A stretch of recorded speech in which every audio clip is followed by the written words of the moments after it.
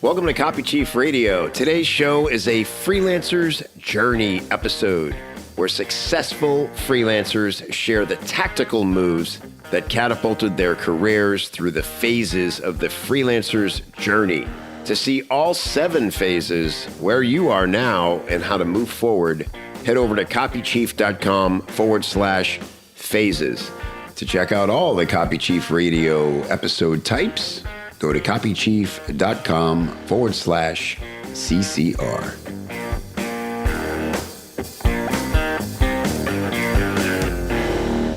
Welcome, everybody. I am here with Tania Yo, and Tania has had an amazing journey, a very short journey so far into the world of copywriting, specifically financial copywriting, where she chose to put her focus. And she is now working with Grant Cardone's company as a junior copywriter, full-time over there, and learning a ton, getting paid well. From there, we'll be able to take this experience wherever she chooses in her career.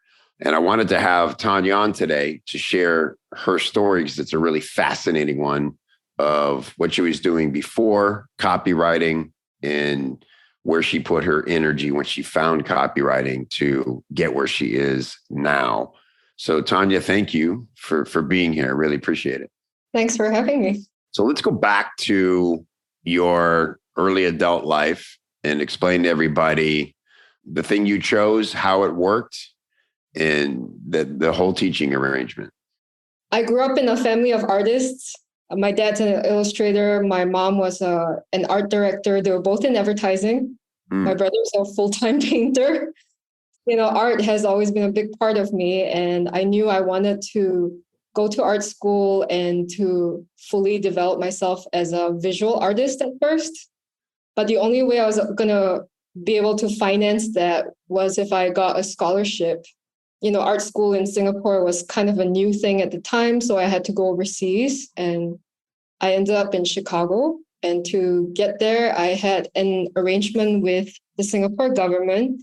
I'll spend 4 years in Chicago, you know, getting my degree. And then I would return to Singapore and teach art and English literature for 4 years. Wait, no, 6 years. Yeah, that was the deal. So this is a program that you applied for, and that's the arrangement. If they accept you, they'll send you to Chicago to school, and then you're committed to teach back in Singapore for 6 years. That's a pretty good deal. Was that common in Singapore? A lot of people, is a coveted thing to do? Yeah, it's a highly coveted thing. I would say a lot of my classmates had a similar arrangement because all of us dreamt of studying overseas. So that was the goal for many of us. And the only way to finance all of that was through a scholarship. Very cool. How was it going to Chicago after growing up in Singapore? Well, you know, I was always obsessed with like American pop culture. So it's kind of cool to see all of that play out in real life. Obviously, there was some culture shock as well. But yeah, I had so much fun.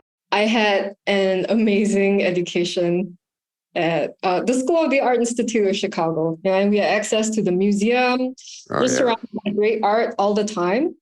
Oh, and then I met a whole bunch of people that I love and I'm still in touch with today. But knowing that the end goal for me was to become an art teacher, not so much an artist, I think I held myself back in that regard. Like I had classmates who were like already launching their careers in college. Several summers, I actually went back to Singapore to intern as a teacher. So, you know, as a typical angsty young adult artist, went through many like ups and downs and like, what's the point of art anyway? And like losing a sense of why I was doing that. And that coincided with my return to Singapore.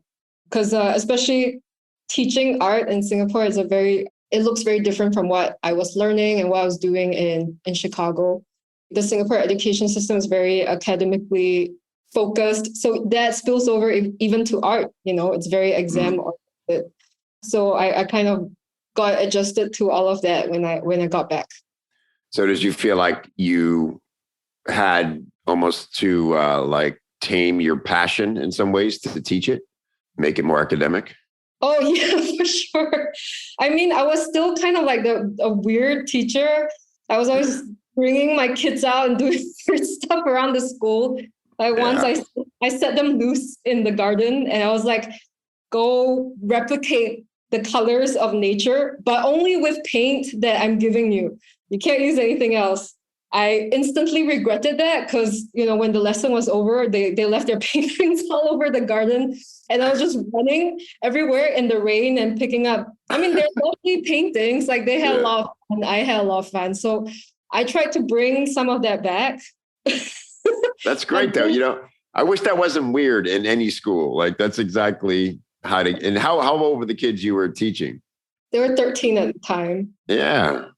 I mean, that's an Um, experience they'll remember and something they can go out and replicate in their own lives, right? Like I think when you bring education out into the world where we actually live, it's so much more impactful. yeah. And especially when kids bring their own like unique spin on the world to everything, like Yeah. that's like the biggest joy, when it comes to Yeah. teaching. That's great. Yeah. They're not overthinking it. They're just going by instinct at that age. I find that with music, right? It's so much easier for young people to learn music, instruments, and languages, obviously, right? For all those reasons that we're not constantly thinking like we do as adults about why does it work this way and why does it feel hard and why aren't I better at this yet? It's just like, take down those barriers and go by instinct. Okay, so 6 years there, you're committed. And is that a restless 6 years for you? Or what are you thinking? It's like, I can't wait till this is over so I can do something else, or maybe I'll make this my whole career. I'm pretty sure I experienced all of the above. I've always loved working with kids. That's why I knew, like I was okay signing on for this. There's always just the flip side, right? Like when the school you work at isn't necessarily equipped with the resources for you to, execute all these big dreams you have for the kids, it kind of comes out of you. Like I was working like 12-hour days just to prepare art materials and my lessons. So I found myself with very little time for other pursuits. I mean, I did manage to pull off a few art exhibitions during that time, but it was a huge challenge. Like I was running on very little sleep and energy most of the time. So that ends. And at what point do you discover this crazy copywriting thing? I didn't know it existed at all until maybe January this year. So Wow. I knew when leaving my teaching job that I was going to move overseas. I was going to Mhm. become a digital nomad, even though I haven't been very nomadic because I have a cat. They're not Ah, very nomadic creatures. So yeah. I knew I was going to, leave my comfort zone and see the world. And I needed a way to support that financially. So I thought I was going to start a tutoring business. It's very common for digital nomads to do online tutoring. But that coincided with this whole change in, the biggest market for digital nomads teaching English would be to teach children from mainland China. And the government there just changed the rules so that foreign tutors can't work with the local children anymore. Mm. So I did get a few tutoring gigs with like students from Singapore. So copywriting was actually my backup plan. I Oh, was wow. like, I hear that this is the more lucrative form of writing, which I love doing, but I have no idea what it is. Yeah, and there's this like infinite, there's an infinity of like resources on the internet. It can get confusing really quickly. Right. Yes, the overwhelm. It's like you get this skin tingling moment of, oh my God, I can't believe this thing exists. This is perfect for me. And next thing you know, you're just staring at a mountain of instruction and opinion about how to learn it best and how to do it best. Yeah, but I have to say the one consistent thing, even before joining Copy Chief, the one thing that really helps me to focus as a copywriter is having a community. So Yeah. my first community was this Discord group. It's just Mm-hmm. like really like ragtag team of people called the Copywriting Collective, and they very generously shared a whole bunch of free resources. They did like free critiques. And I actually felt bad posting my work on there because there's only a few people who would have the time to just check out all these Google documents, right? Yeah. So I wanted to find, I'm really grateful to all the people that I met there. That's where I first found out about Agora and financial copywriting. There were a few financial copywriters on there who were very generous with their advice. They pointed me in the direction of like Joe Schriefer's Agora Copy Camp. I knew that I can't write without feedback. And I felt bad just like poking people out, like, hey, look at my work. I was writing every day, and I just wanted to grow a lot more quickly. So I Googled like financial copywriting mentorships, and somehow I guess Google picked up on the world of financial copywriting. I was comparing a few options. Lolita was so prompt and like detailed in her responses. Like, you guys should put her emails on the sales page for the world of financial copywriting. Because like that, like all the doubts from me. I was like, yeah, this is the right thing. I joined and I posted my first piece of copy immediately. Like that was what I was craving. Like Joe Schriefer says, read one promo a day, write copy every day, come up with an idea every day. So I was doing that every day, but I didn't have any feedback. So right. Yeah. When you're doing it in a vacuum, that's the hardest thing. Just for context for everybody, the world of financial copywriting is a club that we started within Copy Chief, run by Joshua Lee Henry, who is a copy chief over at Banyan Hill, which is a very successful division or imprint, as they call them, at Agora. And inside the world of financial copywriting, essentially, the goal there is to teach people about the world of financial copywriting. Joshua did 7 trainings, everything from what is this world? How does it work? What does it take to become a good financial copywriter? And then there was a lot of interaction and feedback. So it's based on what you were looking for. It must have been kind of a dream come true to have access to somebody like Joshua and be in a club surrounded by people who all had the same intent, which is to figure this thing out and get good at it and then land jobs. Because the other part is that it's a recruitment center, right? The best people in there, no matter what experience level you have, at any time you're ready, you can do the assignment. That's putting your work on display. And then if Joshua thinks you're ready, he'll guide you for applying to Banyan Hill. And that's kind of what happened with you, right? So you came in, you were very focused, you were very active. You quickly got on the radar of Joshua. And then what happened from there? Did he say to write a test piece? I was so excited because I think within the first or second day of just like posting on the club, he DM'd me. And I thought it was like a big deal because there's this little message. If you want to rent a copy chief for their in-depth critiques, says, do not DM them. So he DM'd me and I was like, oh, wow. So encouraging. I know he must get tons of messages every day. He took the time to say, you're on the right track, keep going. So immediately I felt I'm in this safe space with someone I could trust. He's leading this thing and it's going somewhere. So once they dropped that spec assignment, I was on it immediately and I wanted to get more in-depth feedback on it. So I did the rent a copy chief thing. So we talked on the phone and he just offered so much value on that call. It went beyond just a critique. And then that was the first push. He was like, you have to stop writing copy for practice. You have to get hired. So, I was so nervous before the call. I was convinced that it was going to get ripped apart. It's like, go back to the drawing board. You're not ready. The call went far better than I could ask for because it gave me the confidence to move forward. He gave feedback on improving those spec assignments for Banyan Hill. And then he also said, look, tell these people that I'm referring you to them and that I want you to work with them. Yeah. So he kind of like handed me all the tools and the confidence.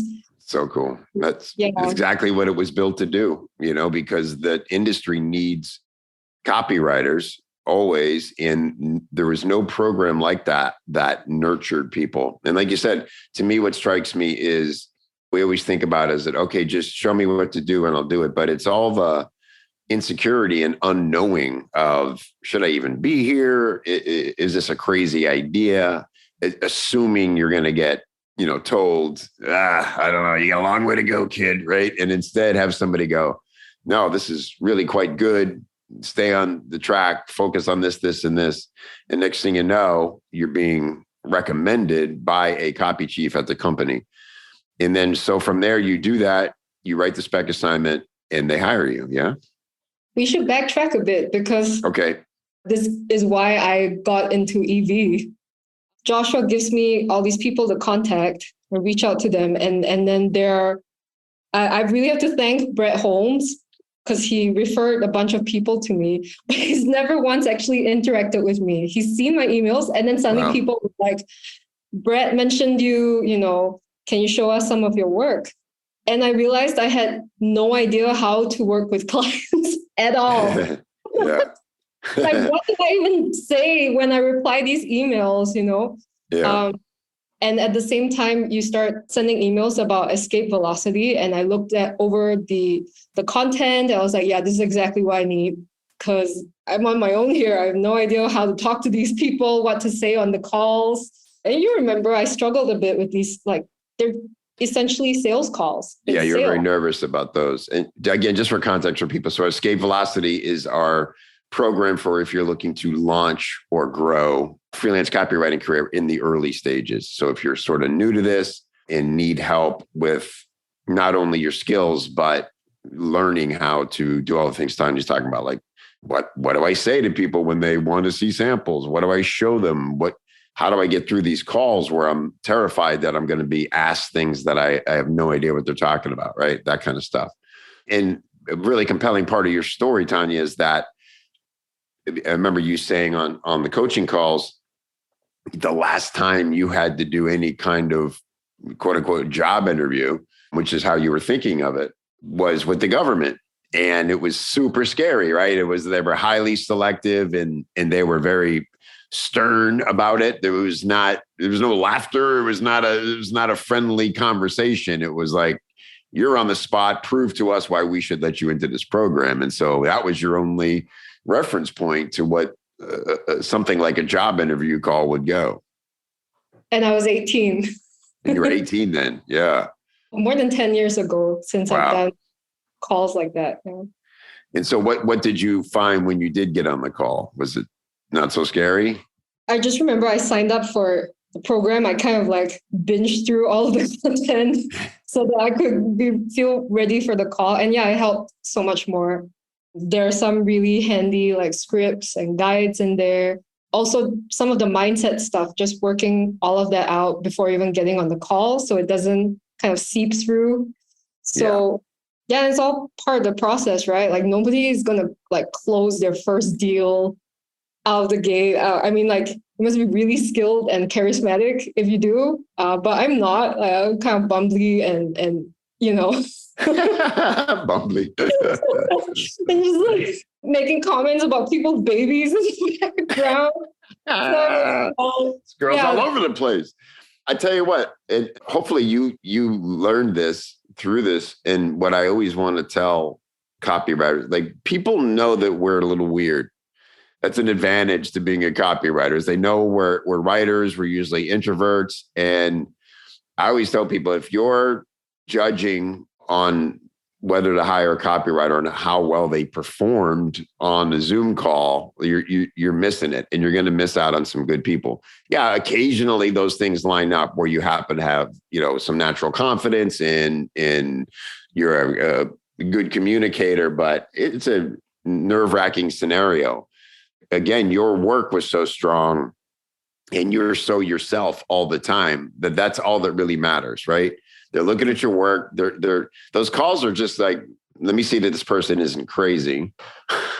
And do they look together like they'll actually complete this project? And so that's really all that's required. Is that kind of what you saw? I was like, all right, I was thinking this wasn't an American Idol audition here. I just needed to show up and have this conversation. I'm trying to remember because there was something really powerful you said on one of our coaching calls, and it shifted everything for me. And I'm a terrible student because I can't remember it now. Oh man, come on, open loop. It really was the mindset stuff, you know. And I think that's another thing I would say to anyone who's like looking to join Escape Velocity is to come prepared for every coaching call with a question for Kevin, because he really did his best to, you know, answer all of us and draw from like his deep well of experience. I don't know why I'm talking about you in the third person. I hear he's a great guy. He's really lovely. No, I like that you said that though, because, and I was talking with the other coaches about this yesterday, because look, we're independent people. Like you have to have a spirit of independence. Everything you talked about in your teaching was, you know, you wanted a little more freedom to be creative in how you taught. And it's hard to have that work in those constraints sometimes. So we tend to, as copywriters, as freelancers, just want to figure out the problems on our own. It's probably not that big a deal. But every time somebody asks me any question, we end up at a place that has this bigger revelation. Yeah. Right. And so I'm always like, man, just don't skip a clarity session. Even if you think you don't have anything, like sometimes we'll just do a check-in and it'll open up this whole conversation.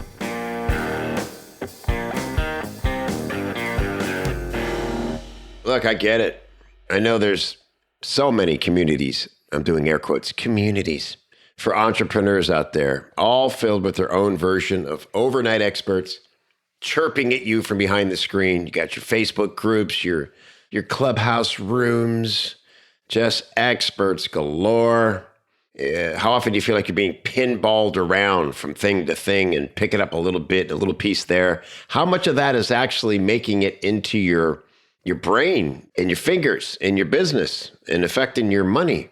How many of these people are actually out there in the field getting their hands dirty and testing to find out what actually works and what flops? Well, in the Copy Chief community, a real community, you get shoulder to shoulder with the most active, successful marketers working in the trenches today, all while learning from industry legends who rarely teach anywhere else, if ever.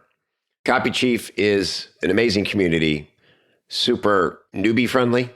Also, you'll find, elite level marketers and copywriters in there.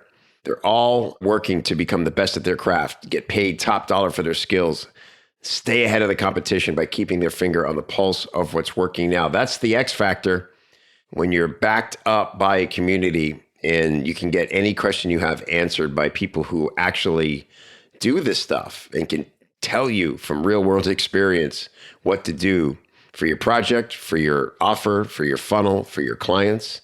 Man, you're unstoppable when you've got that kind of confidence. Go check us out at copychief.com/join. If you've never been a member, you're going to see what you've been missing and you're going to say, where has this been all my life? And if you've been a member in the past, I would invite you to come and check out all the new stuff. We've completely updated all the tech. So we're on brand new platforms. Everything is slick and smooth and easy to access. And it's never been better. Copychief.com/join. I'll look for you inside.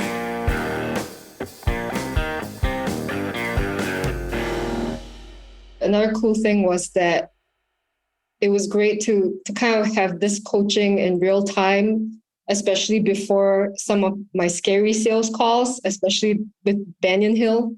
And it was really useful to ask you about it because you're like, no, it's not a sales call. Just answer their questions. Right. And I think, so that really helped.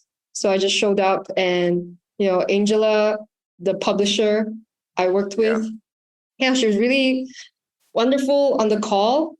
And, she really pushed to find ways to get me a gig in Banyan Hill because she was saying at the time they weren't ready to add to the team. I want you to talk to this other person. And then it turns out there was a slight misunderstanding. And she was like, you know what? Why don't you write a whole bunch of like lifts for my franchise? So that's what I did. It was crazy. It was 27 lift emails in like 3 days. which was a lot of fun. I've been waiting. Yeah. Yeah, so I was raring to go. Is this where I mentioned like what happened? Yeah. As far as what the layoffs and things in that industry. Yeah. We're recording this in November of 2022. And anybody who's been paying attention to this industry knows that the financial copywriting it's kind of in turmoil right now. They're just having to recalibrate a lot of things they're doing. I find it exciting because it's felt to me like that industry has been coasting on what worked, the same audience for a long, long time. And it's time for them to, I think, catch up in some ways. In some ways they innovate, and in other ways they fall behind. And what I love about what Aaron DeHoog's trying to do at Banyan Hill is he wants to find new audiences. He wants to find new ways to get in front of people. They can't just focus on acquisition anymore. Forever, it was just about names, and all these big front end promos, and then, really counting on this back end sales. And they're just having to refigure that out. So there have been layoffs. They went from, 3 years ago, before pandemic, they were just hiring in a hiring frenzy. And that's how we established with them that, hey, they're like, wow, we get our best copywriters from you guys, from Copy Chief. They would come to the live events and literally like the bidding wars would break out over copywriters. Like people like you, like brand new to this, but they would see something special in them. And literally like they'd be fighting over them at the event, which I'm sure was very overwhelming for the copywriter. And then, COVID and recalibrating. And so all that to say that no doubt that industry will be back in full force and soon. But right now they're finding their footing again. And so you kind of got caught up in that. But I mean, to have a person like Angela see a lot in you to the point where it's like, all right, I don't know what's going on, but I just want to hire you then. Just right for me. Yeah. I had like invites for team Zoom calls and things like that. And then they all suddenly got canceled. And then I found out. So yeah. So there was an amazing door had opened. And then all of a sudden you showed up one day and it was just locked. Great timing. Yeah. So, okay. And so now you're thinking, what do I do if this industry is not really hiring right now? What were you thinking you would do? Like start just trying to find different kind of clients as a freelancer? What was your goal? I knew from talking to Joshua and also doing my own research, like the opportunities out there are endless. So many opportunities in different shapes and forms, like trading apps, right, different kinds of investing platforms. And so I had this huge list of people that I wanted to reach out to. I knew I wasn't done. And yes, cold emailing and outreach, it can be tiring and intimidating, but I knew that it wasn't like the end of the journey. I just remember coming to one of the financial copywriting trainings and you were there, feeling quite deflated. And then I asked you guys, so what do all of these like industry changes mean for new copywriters? I don't remember what I said, but you both were like, now's actually the time to be bold when everyone else is withdrawing. Right. That was really powerful. That was when I kind of went a bit crazy on LinkedIn and start posting every day. Yeah. And I was just like, I'm just going to keep letting the world know how obsessed I am with financial copywriting and see where that takes me. I was really surprised. And I was applying everything I learned from financial copywriting, from EV, from talking to you and trying to get over that hit trash of like, who am I to post, what we call authority content out there. Yeah, it's a big one. And I tell you, credit to you. I mean, it comes down to one word, momentum. It can be really challenging to try to create your own momentum when it feels like no one's listening. If you're posting things and you're not getting likes or comments or whatever, but I promise you, I've seen it so many times. And I learned this through my own career when I was coming up. Way more people are seeing it, reading it, knowing it than you ever realize. And then when you finally get the reward is when people tell you, oh, I was just talking about you the other day, or I shared your article, and you're like, what? How did you read that? And then that leads to the job. And then it's just, so it's because you're creating that momentum and you're showing your intention. And I'm telling you, that is the X factor, as I mentioned earlier, is like that the clients look for and want to see. Is this person, I asked Clayton Makepeace once, what do you look for in a copywriter? He said 3 simple things. Number 1, are they smart?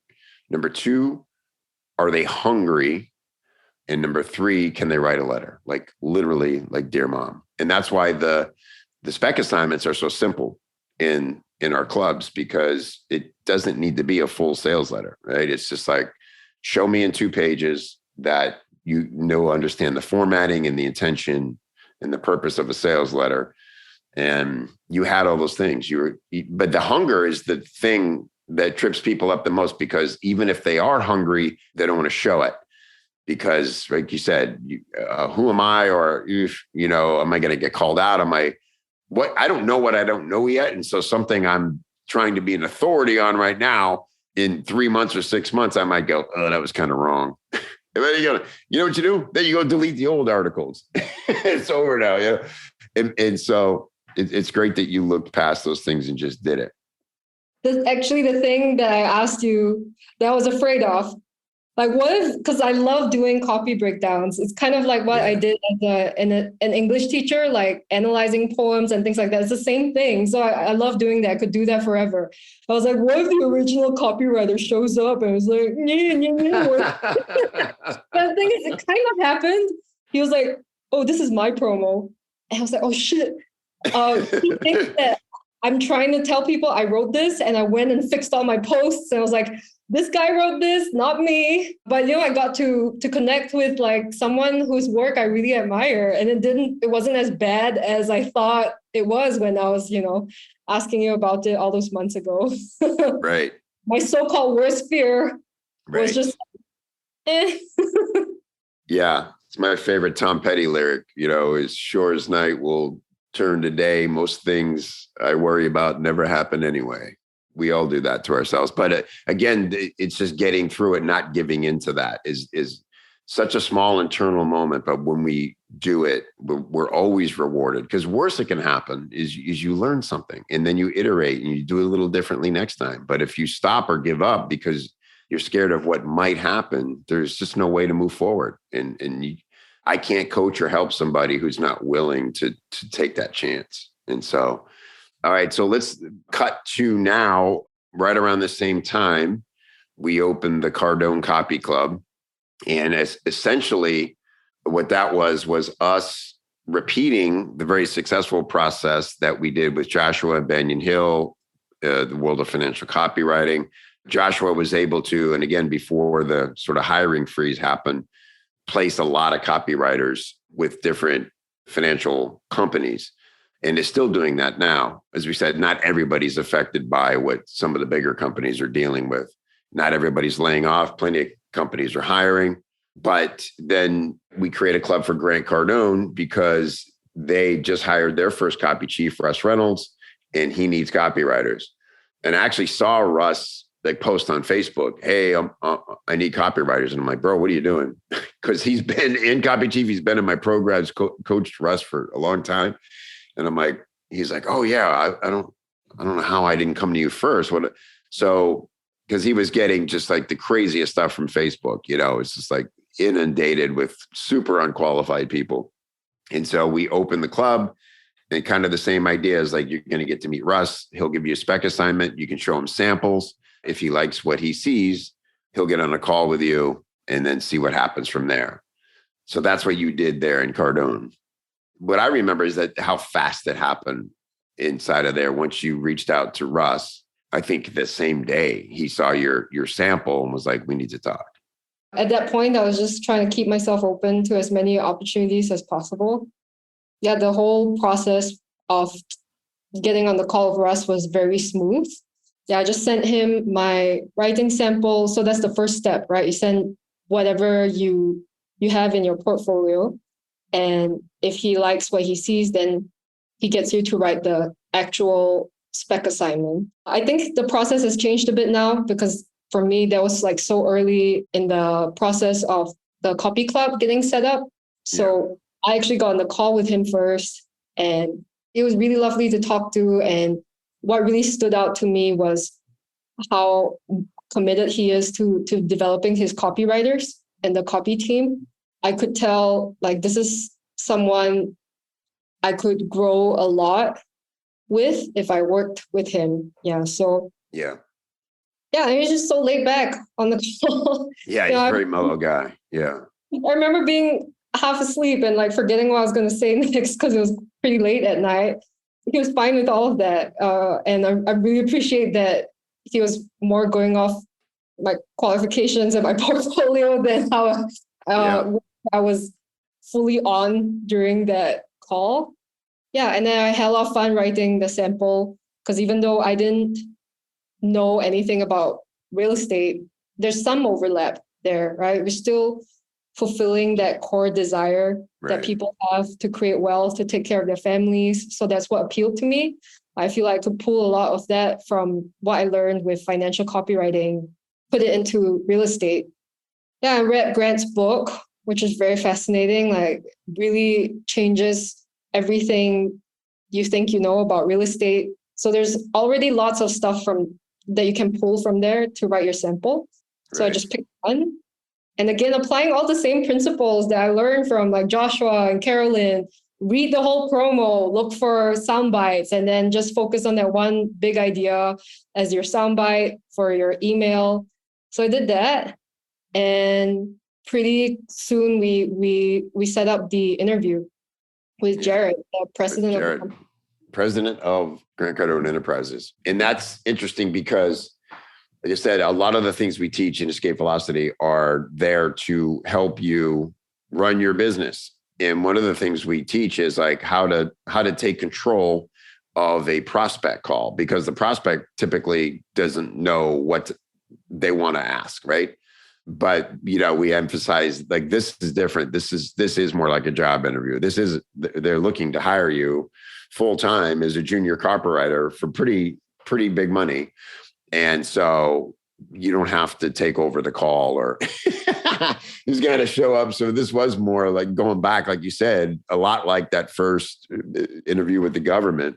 But you got there and these are cool people. And I'll tell you what, Tanya, as you probably know, they interviewed, I don't know, a dozen or so people. And you were the first hire. You were the first one where they were like, this is an immediate, the minute they hung up, like, this is a yes. You were the first to get hired. And we've since, they've hired 4 or 5 more since then. But you were the first. And it's interesting because I've been able to prepare other people for the interviews a lot better based on what I learned from your process. And so they were in a way better position as far as knowing what to expect than you were. You sort of pioneered this. And so I love your story and your spirit, because at every point you just had to show up and whatever happens, I'm up for it. And when you know that you found the thing that you're going to do, even things are scary or feel like the biggest deal ever, you can put them in the context of, it's not the last thing I'm going to do. If this doesn't work out, if this is a no, it's just, I'm moving on to the next thing, whatever that is. But for you, it was a yes. Tell me what it's been like doing that, because the beauty of these clubs and getting these jobs is we call them a dream client. And to me, the way I define a dream client is that you're getting paid well. They understand what you do and respect it, but they're also going to guide your skill, your energy, your talent, and nurture it. You're going to be supported by a team. You have a copy chief. There's a system in place. And so if all things are as they should be, you spend most of your time doing the work and developing your skill. Is that how it's been? Do you mind if I backtrack a bit? Yeah, a lot of people have been asking me about the interview. So I just wanted to be able to share this with as many people as possible. Actually, the things that I learned in Escape Velocity, especially how to get on a call with a client, helped, because, you talk about doing your research on the client. So if you go out there, there's actually tons of articles by the Cardone universe on how to interview with them. Yeah. Like Jared coaching you through interviews on YouTube. So I kind of knew what he was going to ask. The second thing was I saw an opportunity to share my writing sample during the call.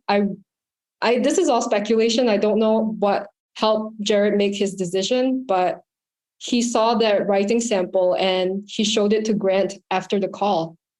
He told Russ, this is the kind of story that Grant would tell at his conferences, right, that he would teach in his seminar. presentations. Yeah. So I got his voice right, and his, all his beliefs about real estate and investing, and taking the time to actually direct attention to that during the interview, I think really helped. So just a little tip out there. Huge. Yeah. So that was the thing, by the way, because, you're meeting somebody once, obviously, I'm sure they liked you. You seemed, I'm sure they could sense your intent, your dedication, but it was the work ultimately. That's what Russ told me. He was so blown away by your sample. He's like, this is what we're looking for. Somebody went out, took it upon herself to find a story that I could literally hand to Grant right now and send him on stage to tell it. Like, that's boom. There's no way you don't get hired or offered a job after pulling that off. And again, so I thank you for going back and emphasizing that. Like, do the work, do the research. I always tell copywriters, all you need to do to land really good clients is treat them as if they're already a client, and do some of the work you would do if they now hired you. You research them, find out about them, be curious about them, right? Want to put them in the best light. And that'll also help you determine, do I love this client? Do I love this product? Do I love this company? Is this a dream client for me?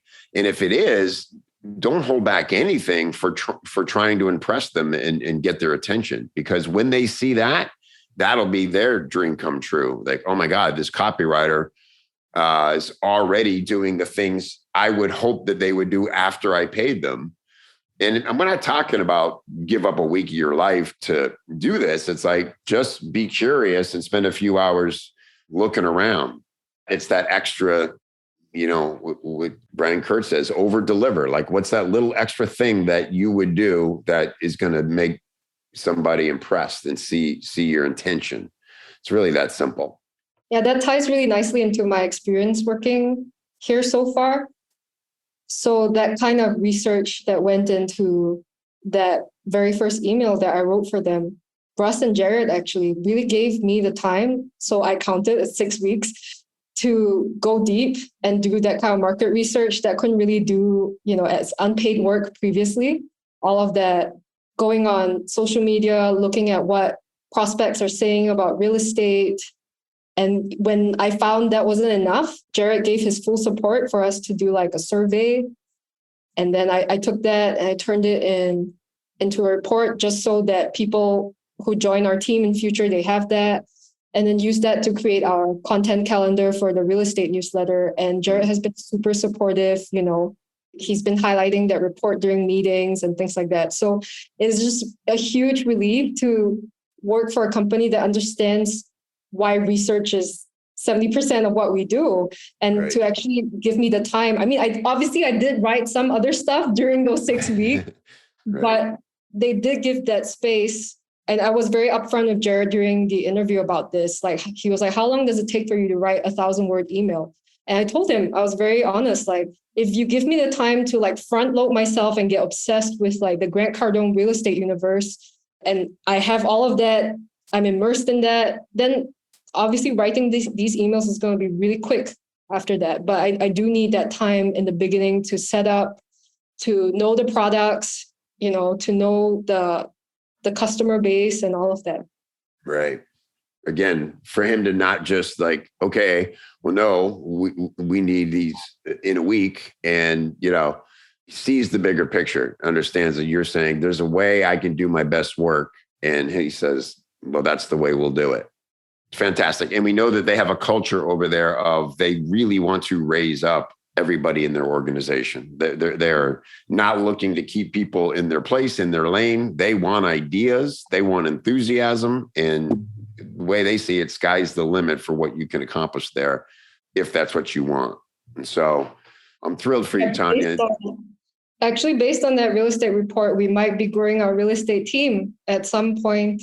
in future because, you know, of the needs that we've uncovered through that research. Yay, more people from Copy Chief. Yay, let's grow that team. I know it's funny, you know, when we made the arrangement for the club, they said, how many writers do you expect we could hire or find in Copy Chief? I said, as many as you can hire is how many you'll find. And they're like, all right, well, we want a guarantee of 3 over 6 months. And I kind of chuckled. I'm like, okay, I guess if you insist. You know, they hired 4 within 10 weeks. And then they were like, now we got to catch up to building, you know? So like, we're just waiting on them to have more capacity because as you're demonstrating, it takes a while to really get somebody onboarded, but it's such a successful model. And you are such a perfect example of when the system comes together to support what it's meant to support. So thank you for sharing your story. Thank you for being an inspiration and how much you've shared in the club about the process, what you're learning there, what it's like to work there. These aren't secrets we want to keep. This is knowledge we want to share. And so if you're hearing Tania and you can relate and feel inspired, then definitely join Escape Velocity. It's only open in the second half of December as we record this to do a live coaching version with me. You'll get 5 different coaching calls with me as you go through the curriculum. Plus, you'll get support inside the club on all your assignments. So copychief.com/EV, Escape Velocity. Tania, thank you so much for sharing this. I'm sure we'll be doing more of these as you continue your journey. And you know, we're here to support you every step. Well, thank you for this amazing community that you've built for all of us. Thank you. I appreciate you. We'll talk soon. All right. Take care. Hey, don't forget your goodies. Head over to copychief.com/copychiefradio to get some great free stuff to help you put the things you hear on the show into action for your business. Copychief.com/CCR.